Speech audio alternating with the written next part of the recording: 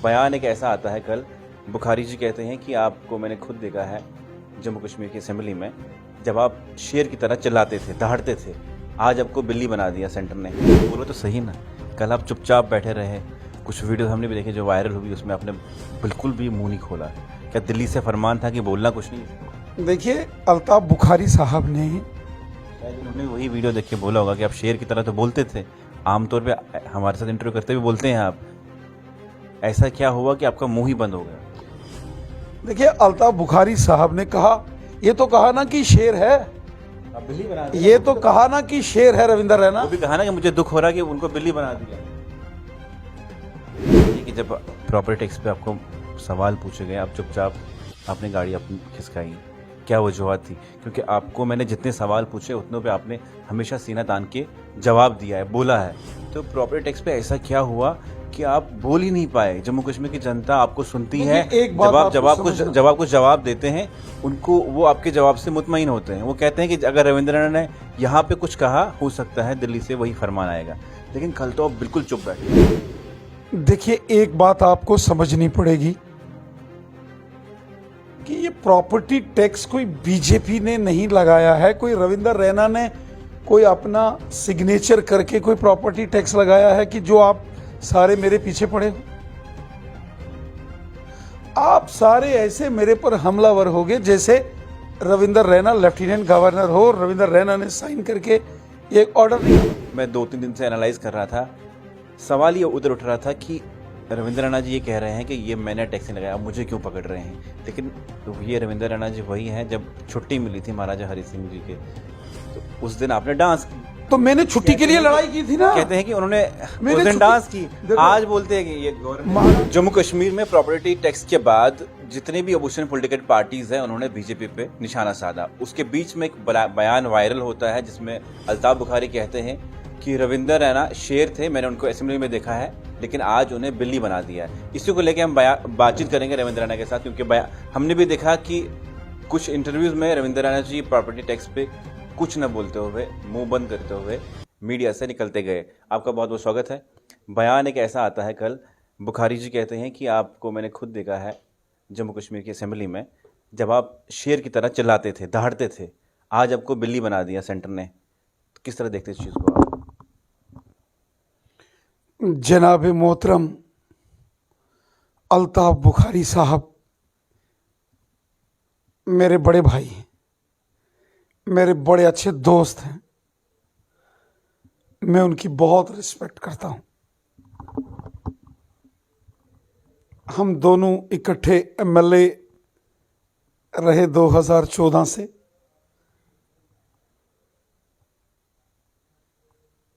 और मैं उनकी बहुत रिस्पेक्ट करता हूं। ठीक है, एक उनकी अपनी एक सियासी जमात है जिसके वो हेड है, प्रेसिडेंट हैं। हमारी अपनी सियासी जमात है। बोलो तो सही ना, कल आप चुपचाप बैठे रहे। कुछ वीडियो हमने भी देखे जो वायरल हुई, उसमें आपने बिल्कुल भी मुंह नहीं खोला। क्या दिल्ली से फरमान था कि बोलना कुछ नहीं इस पर? देखिए, अल्ताफ बुखारी साहब ने शायद उन्होंने वही वीडियो देख के बोला होगा कि आप शेर की तरह तो बोलते थे, आमतौर पे हमारे साथ इंटरव्यू करते हुए बोलते हैं आप। ऐसा क्या हुआ कि आपका मुंह ही बंद हो गया? देखिए, अल्ताफ बुखारी साहब ने कहा, ये तो कहा ना कि शेर है, आप बिल्ली बना दिया। ये तो कहा ना कि शेर है रविंदर रैना। वो भी कहा ना कि मुझे दुख हो रहा कि उनको बिल्ली बना दिया। इस पे क्या कहेंगे आप? शेर शेर होता है, शेर भी कभी बिल्ली होता है क्या? शेर पिंजरे में भी बंद होगा अगर, तो शेर होता है। ये बताइए कि जब प्रॉपर्टी टैक्स पे आपको सवाल पूछे गए, आप चुपचाप आपने गाड़ी अपनी खिसकाई, क्या वजूहत थी? क्योंकि आपको मैंने जितने सवाल पूछे उतनों पे आपने हमेशा सीना तान के जवाब दिया है, बोला है। तो प्रॉपर्टी टैक्स पे ऐसा क्या हुआ कि आप बोल ही नहीं पाए? जम्मू कश्मीर की जनता आपको सुनती है, जब आप कुछ जवाब देते हैं उनको, वो आपके जवाब से मुतमईन होते हैं। वो कहते हैं कि अगर रविंद्र रैना ने यहाँ पे कुछ कहा, हो सकता है दिल्ली से वही फरमान आएगा। लेकिन कल तो आप बिल्कुल चुप बैठे। देखिए, एक बात आपको समझनी पड़ेगी कि ये प्रॉपर्टी टैक्स कोई बीजेपी ने नहीं लगाया है, कोई रविंदर रैना ने कोई अपना सिग्नेचर करके कोई प्रॉपर्टी टैक्स लगाया है कि जो आप सारे मेरे पीछे पड़े हो। आप सारे ऐसे मेरे पर हमलावर हो गए जैसे रविंदर रैना लेफ्टिनेंट गवर्नर हो, रविंदर रैना ने साइन करके एक ऑर्डर निकाला। हां, एक बात जरूर है कि 2009 में पहली बार जम्मू कश्मीर में जब जनाबे मोहतरम उमर अब्दुल्ला साहब की सरकार थी, उस वक्त भी प्रॉपर्टी टैक्स लगाने को लेकर डिस्कशन हुई। फिर 2012 में हुई।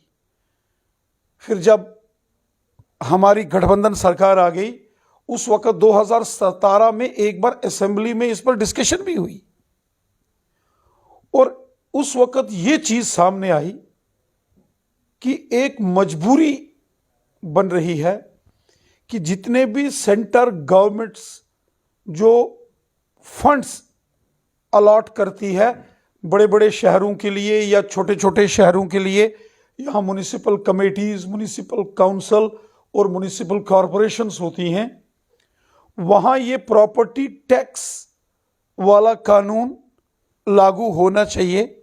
और उसके बाद जो सेंटर गवर्नमेंट्स के फंड्स अलॉट होते हैं वो सारे यूटिलाइज होते हैं। तो इससे पहले की सरकारों ने भी बार बार कोशिश की। एक बार हम भी असेंबली में थे, सारे लोग थे, और ये चीज डिस्कस हुई कि सेंटर गवर्नमेंट बजट में जो शहरों के लिए, शहरों की डेवलपमेंट के लिए पैसा रिलीज करती है, वो यूटिलाइज तब तक नहीं होगा जब तक ये टैक्स को स्टेट्स इनकॉर्पोरेट्स नहीं करेंगी। लेकिन उसमें क्या हुआ, पिछले 8-10 सालों से तो मोदी साहब से लगातार बात करके पैसा लाया जा रहा है। कभी यहां चीफ मिनिस्टर हो या गवर्नर साहिबान हो या लेफ्टिनेंट गवर्नर साहब ने भी पहले लाया। लेकिन पिछले 4 सालों से जितना पैसा सेंटर गवर्नमेंट ने बजट में जम्मू कश्मीर के लिए रिजर्व रखा, एलोकेट किया, वो पूरा यूटिलाइज नहीं हो पाया। सिर्फ 50% तक वो हमें मिला। कारण ये था कि ये वाला टैक्स की प्रणाली जो थी ये हमने अडॉप्ट नहीं की थी। अब जो नीति आयोग है या फाइनेंशियल एडवाइजर्स हैं या फाइनेंस डिपार्टमेंट है, उन्होंने साफ कह दिया था कि अगर ये टैक्स सिस्टम लागू नहीं होगा तो अप्रैल 2023 के बाद जम्मू कश्मीर को सेंट्रल स्पॉन्सर्ड स्कीम्स में जो पैसा सिटीज एंड टाउन्स के लिए मिलना है वो सारा बंद हो जाएगा। शायद ये मजबूरी देखकर लेफ्टिनेंट गवर्नर साहब ने ये ऑर्डर जो है ये जारी किया होगा, जो मुझे लगता है। इस ऑर्डर में भी 1000 स्क्वायर फीट तक किसी को कोई प्रॉपर्टी टैक्स नहीं देना पड़ेगा। आम इंसान को, गरीब मजदूर को इससे बाहर रखा गया है। लेकिन दूसरा जो 1000 स्क्वायर फीट से ज्यादा जिसकी प्रॉपर्टी होगी उसको सालाना 1500 रुपया देना पड़ेगा। सालाना 1500 रुपये का मतलब हो गया महीने का 100 रुपया देना पड़ेगा। और जो अपनी प्रॉपर्टी की मेजरमेंट करनी है, कितनी स्लैब है,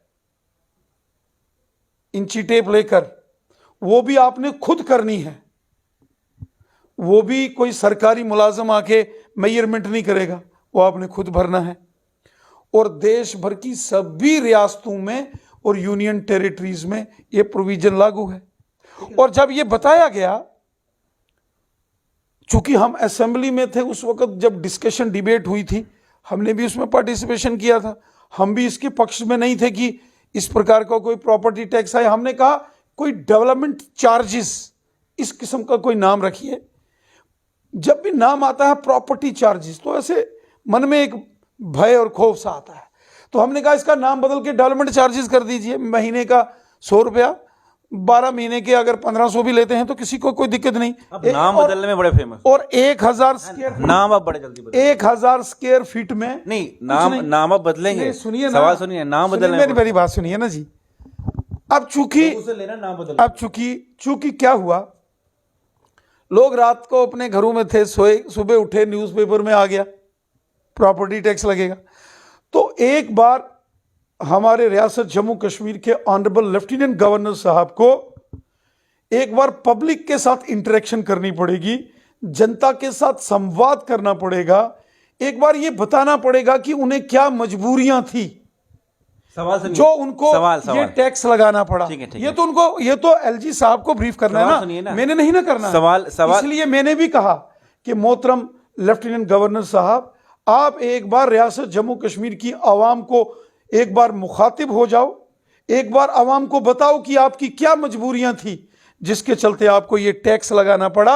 बताइए, ये जो सेंटर्स ने, नीति आयोग ने या फाइनेंशियल एडवाइजर्स ने कहा कि 1 अप्रैल से अगर ये जिन जिन स्टेट्स में या यूटीज में नहीं लागू होगा वहां सेंट्रल स्पॉन्सर्ड स्कीम्स का पैसा बंद हो जाएगा, तो शहरों की डेवलपमेंट बंद हो जाएगी, लोगों का विकास डेवलपमेंट बंद हो जाएगा। तो लेफ्टिनेंट गवर्नर साहब को एक बार आवाम को खिताब करके ये सारी बातें बतानी पड़ेगी। सवाल सुनिए, जनता को बताना सवाल ये है कि जब मैं 2-3 दिन से एनालाइज कर रहा था, सवाल ये उधर उठ रहा था कि रविंद्र रैना जी ये कह रहे हैं कि ये मैंने टैक्स नहीं लगाया, मुझे क्यों पकड़ रहे हैं। लेकिन ये रविंद्र रैना जी वही हैं जब छुट्टी मिली थी महाराजा हरि सिंह जी के, तो उस दिन आपने डांस की।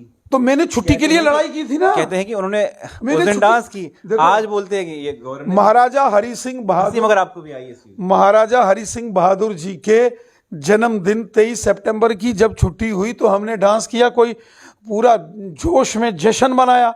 वो इसलिए कि उसके लिए मैंने लड़ाई लड़ी थी जनाब, लोगों की एक एस्पिरेशन ऑफ द पीपल, लोगों की मांग। आज इसके लिए तमाम पॉलिटिकल पार्टीज लड़ रहे हैं, एहतजाज कर रहे हैं, क्या आप भी लड़ेंगे इसके लिए? देखिए, मैंने कहा लेफ्टिनेंट गवर्नर साहब को एक बार आवाम को खिताब करके चीजें क्लियर करनी चाहिए, बतानी चाहिए कि जनाब मोहतरम जम्मू कश्मीर की आवाम को बताना चाहिए कि मेरी क्या मजबूरियां थी, वे लेफ्टिनेंट गवर्नर साहब को बताना चाहिए। सवाल ये भी आर्टिकल सुनिए, सवाल ये भी कि आर्टिकल 370 के बाद ऐसी स्कीमें आई, जब मैंने हमेशा आपके साथ इंटरव्यूज़ किए कि लोगों ने उसको अपोज किया या पॉलिटिकल पार्टीज़ ने एहतजाज किया, ऐसी स्कीमें क्यों लाई जाती हैं कि फिर उसके बाद जो है लोग एहतजाज करते हैं। आज भी पॉलिटिकल पार्टीज़ ने ये कहा कि ये सही टाइम नहीं था, प्रॉपर्टी टैक्स ठीक है हम अपोज नहीं करते, लेकिन ये सही टाइम नहीं है, अभी कोविड मसला ख़त्म हो गया और लोगों की फाइनेंशियल जो देखिए, मैं मानता कंडीशन थी वो ठीक नहीं थी, अभी टाइम चाहता हूँ, हम भी कौन सा चाहते हैं, मैं भी कौन सा चाहता हूँ कि प्रॉपर्टी टैक्स इस प्रकार